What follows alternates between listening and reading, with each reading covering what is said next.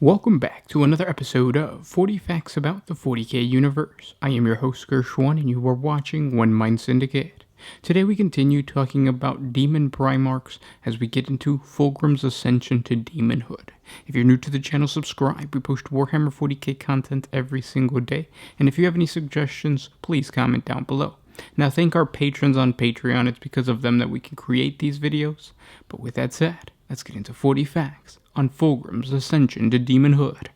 Fulgrim, the Primarch of the Emperor's Children Legion, fell to the temptations of the Chaos Gods after being persuaded by his charismatic brother, Horus Lupercal. The meeting took place after Fulgrim was warned of his brother's betrayal.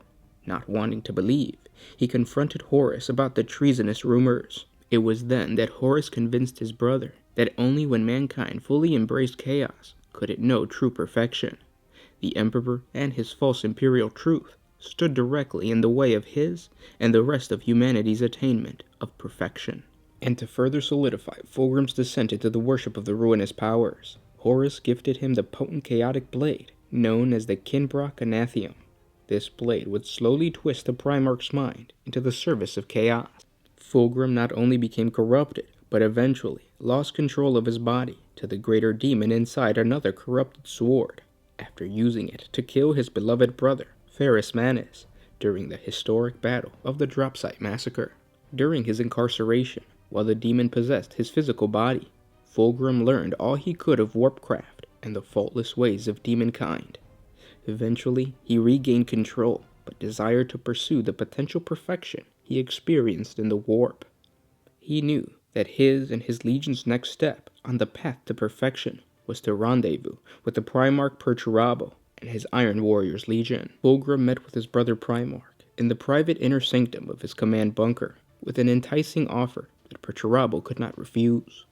Fulgrim explained that he wished to combine his forces and venture into the warp storm that had plagued Perturabo's dreams all his life. Within it was hidden an ancient and forbidden Xenos weapon known as the Angel Exterminatus. It had been hidden in the grave of its doom, a weapon of such power that the stars themselves turned upon it rather than allow it to escape its prison. They would use their weapon to win the war against their father, the Emperor of Mankind.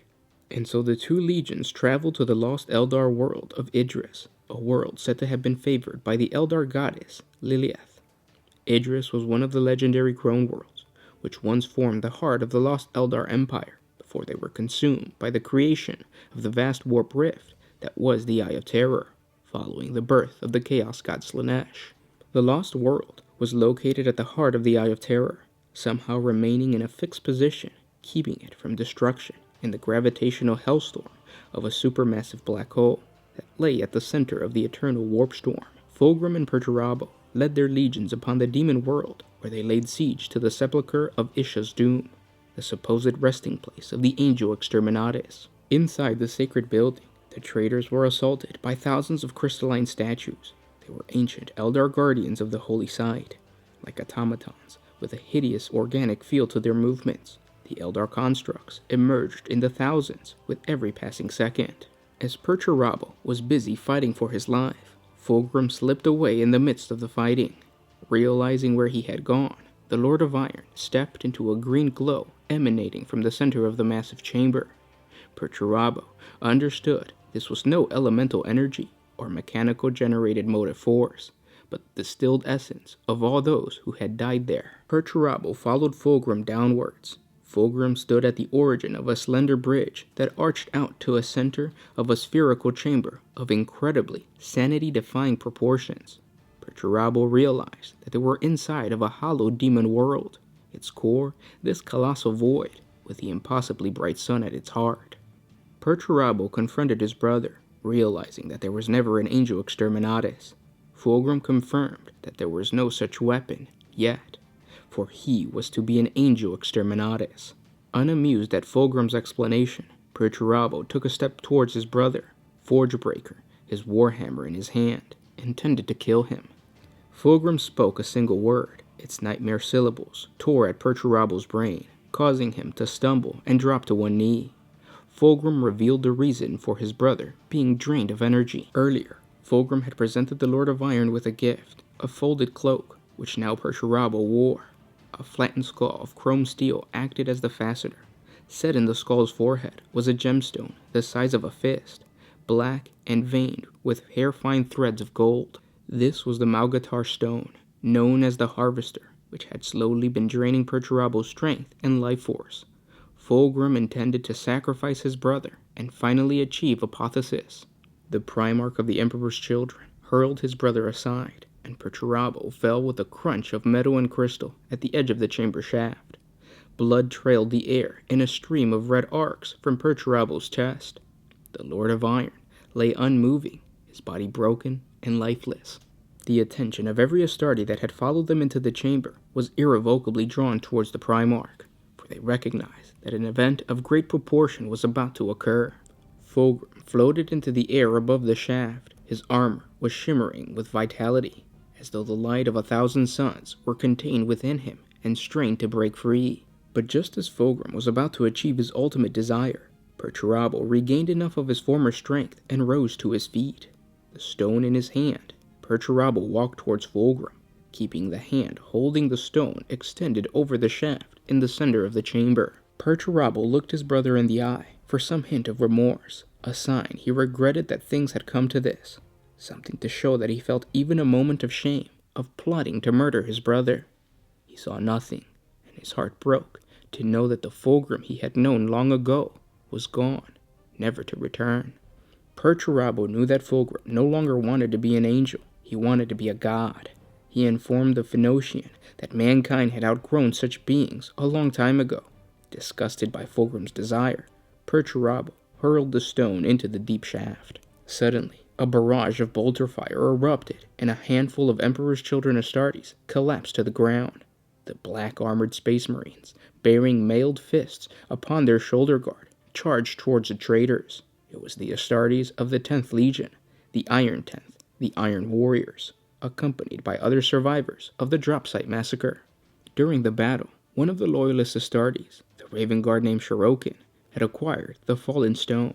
He instinctively knew that if the stone was desired by Fulgrim, then it had to be destroyed.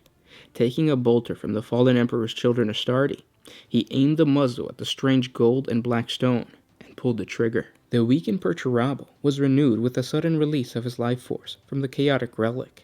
Fulgrim's body arched in sympathetic resonance, for the stone contained more than just the strength stolen from Perturabo by Fulgrim.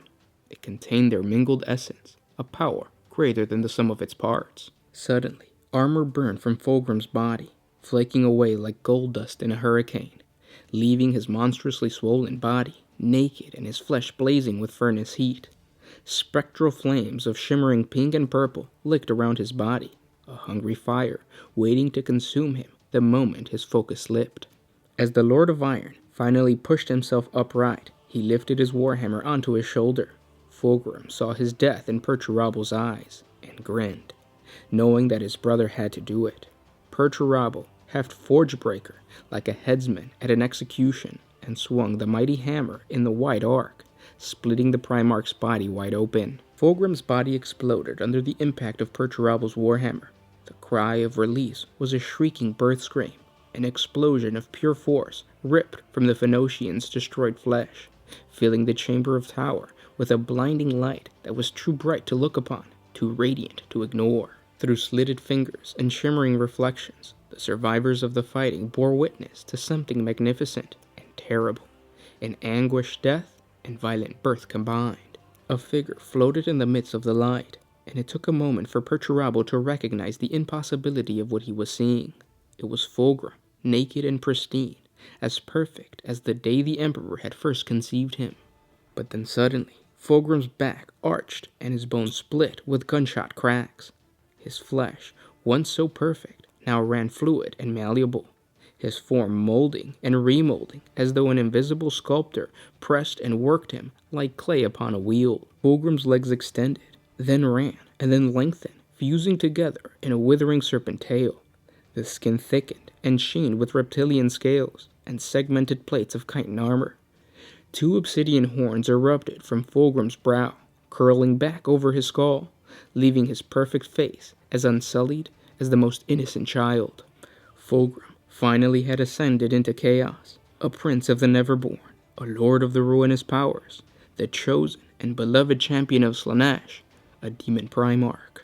And those were 40 facts on Fulgrim's ascension to Demonhood. I hope you guys enjoyed this video. If you did, thank our patrons on Patreon. It's because of them that we can create these videos. If you guys want to support us, link in the description. It's $1 a month and it helps us create more videos for you guys.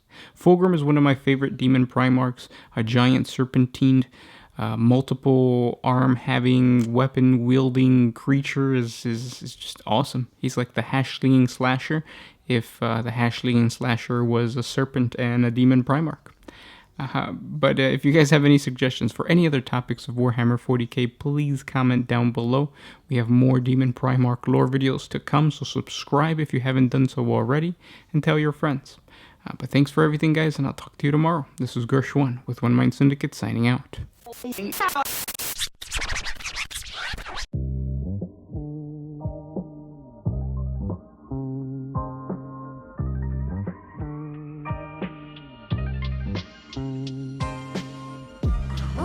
used to put my freedom first in any situation.